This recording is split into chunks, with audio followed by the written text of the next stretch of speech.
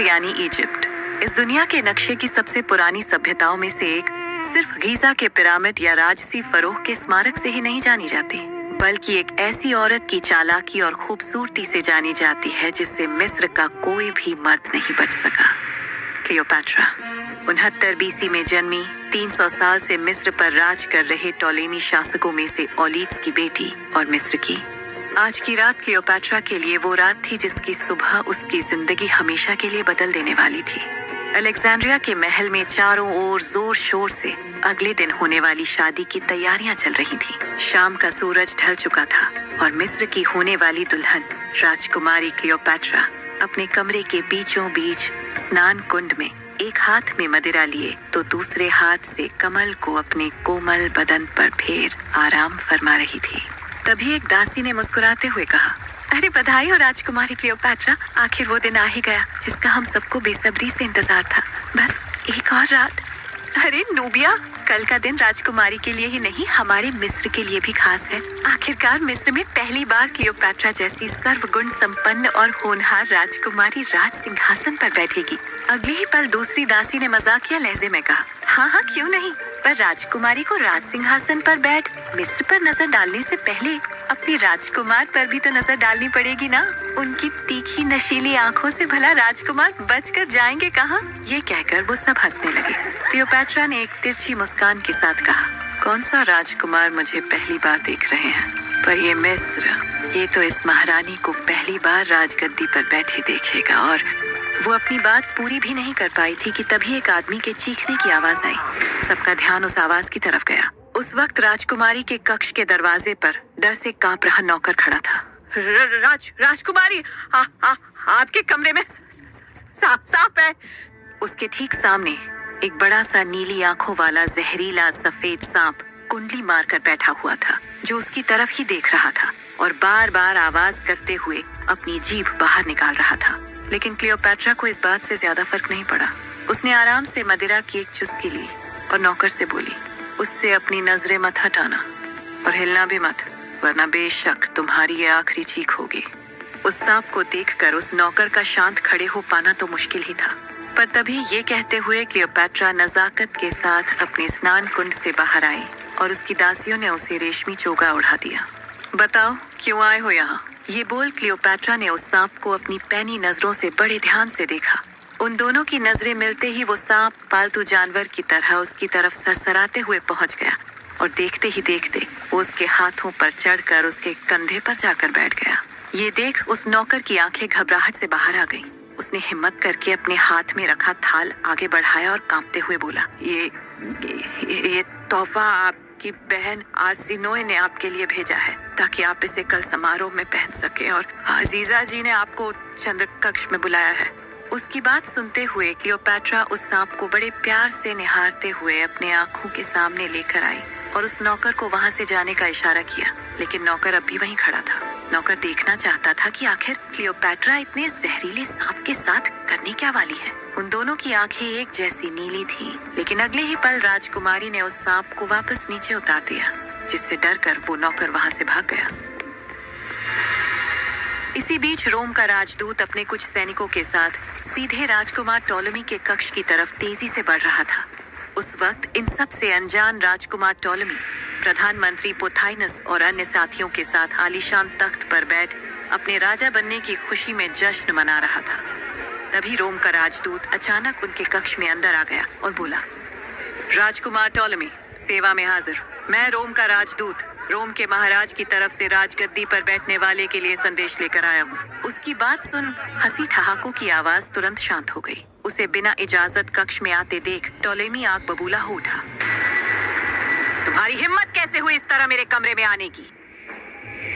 मेरी इस गुस्ताखी के लिए मुझे माफ कर दीजिए राजकुमार, पर यह संदेश राजगद्दी पर बैठने से पहले आप तक पहुंचाना बहुत जरूरी था।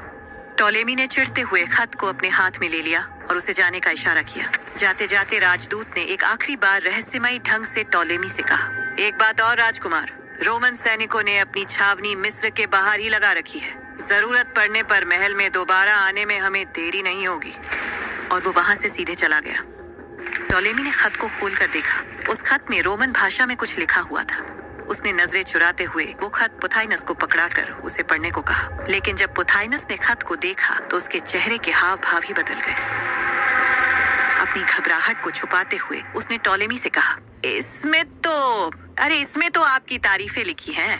कहा है कि आपके जैसा इतनी कम उम्र का बुद्धिजीवी रोम के महाराज ने आज तक नहीं देखा। आपकी हिम्मत और बहादुरी के चलते रोम की सेना तो मिस्र की सीमा पर ही रुक गई, आगे आने की हिम्मत ही नहीं की। अब आप ही एक दयालु हैं जो अपने राज के खजाने से उनके सैनिकों का पेट भर सकते हैं। राजकुमार, यूँ समझिए कि वो आपसे भीख मांग रहे हैं। ये बोल पुथाइनस ने खत को तुरंत बंद किया और रहस्यमयी तरीके से राजकुमार की तरफ देखने लगा। लेकिन अपनी तारीफ सुन टॉलेमी की आंखें चमक उठी। क्या कहा? भीख मांग रहे हैं? अब समझ में आई उन्हें मेरी काबिलियत। अब उन्हें पता चलेगा कि मैं महाराज ऑलीड्स नहीं हूँ जो उनके पीछे पीछे दुम हिलाकर जी हुजूरी करूँ। मैं मिस्र का असली महाराज हूँ। मेरे नाम की जय जयकार उनके सैनिकों को भी सुनाई देनी चाहिए। कहकर वो हंसने लगा। तभी पुथाइनस ने उसकी तारीफों का पुल बांधना शुरू किया और कहा, आपको नहीं पता राजकुमार, आपके साहस के चर्चे सिर्फ मिस्र ही नहीं बल्कि पूरे रोम और ग्रीस में भी हो रहे हैं। भला आपसे बेहतरीन इस मिस्र को और कौन चला सकता है? अब तो रोम क्या, महाराज ऑलीड्स का हत्यारा भी आपका कुछ नहीं बिगाड़ पाएगा। उसे भी हम जल्द ही पकड़ लेंगे। ये कहते हुए पुथाइनस ने उस खत को चुपके से वित्त मंत्री के हाथ में पकड़ा दिया और इशारे से उसे वहाँ से जाने के लिए कहा। लेकिन राजकुमार टॉलेमी को इन सब की फिक्र कहाँ? वो तो पुथाइनस की तारीफें सुन उसी में लीन हो चुके थे। और इसी बीच उस कमरे में कोई और भी था जो इन सब बातों को बड़े गौर से सुन रहा था।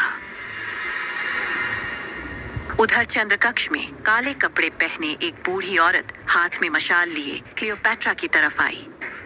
आज पूर्णिमा की रात है, वो रात जिसका हर महीने आपको बेसब्री से इंतजार रहता है। आप तैयार तो है ना बेटी?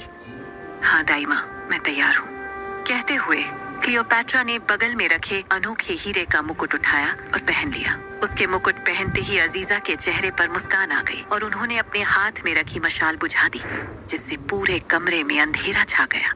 लेकिन अगले ही पल उस कक्ष की छत के एक छोटे से छेद से चांद की तेज रोशनी सीधे उस कमरे में क्लियोपैट्रा के मुकुट पर पड़ी, जिससे उठती चमक से पूरा कमरा दमक उठा। फिर उस रोशनी की सीध सामने रखे पानी के बर्तन पर जा गिरी, जिसमें क्लियोपैट्रा के प्रतिबिंब को देख रहे उस सफेद सांप का ध्यान बटा और उसने झट से क्लियोपैट्रा के हाथ को काट लिया।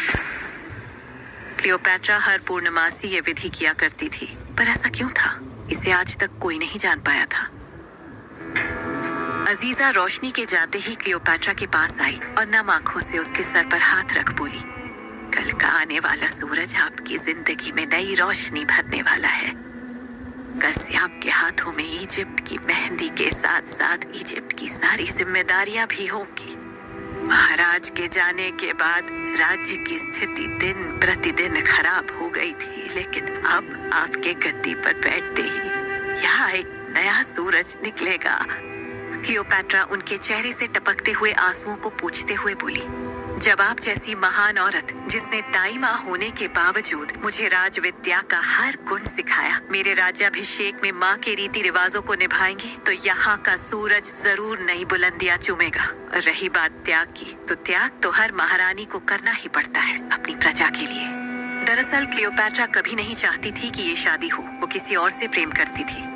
बदकिस्मती से उसे क्लियोपैट्रा ने सिर्फ एक ही बार देखा था, पर उसकी शूरवीरता और बुद्धिमत्ता को देख क्लियोपैट्रा एक झलक में ही उस बेनाम शख्स की दीवानी हो गई थी। लेकिन इस वक्त उसके पिता का सपना पूरा हो रहा था। इस राज्य की खुशी के लिए उसे ये शादी करनी ही थी और ये बात अजीजा बखूबी जानती थी। उन्होंने बात को पलटते हुए कहा, अगर आज आपकी माँ होती तो ऐसा हरगिज नहीं होने देती। मुझे पता है आप चाहती हैं कि मैं इन रिवाजों को पूरा करूं, पर ये महल मुझे वो दर्जा कभी नहीं देगा। ये सुन क्लियोपैट्रा की आंखों में आंसू आ गए। वो बोली, ऐसा मत कहिए माँ, भले ही ये महल आपको उस नजर से ना देखे, लेकिन इससे मेरी नजरों में आपकी कीमत कम नहीं हो जाती। और हाँ, अगर माँ होती तो शायद मैं अपने सपनों के राजकुमार से मिल पाती, पर अगर आप नहीं होती तो मैं महारानी कभी नहीं बन पाती। और आपको तो पता है ना माँ, इजिप्ट ही मेरा पहला प्यार है।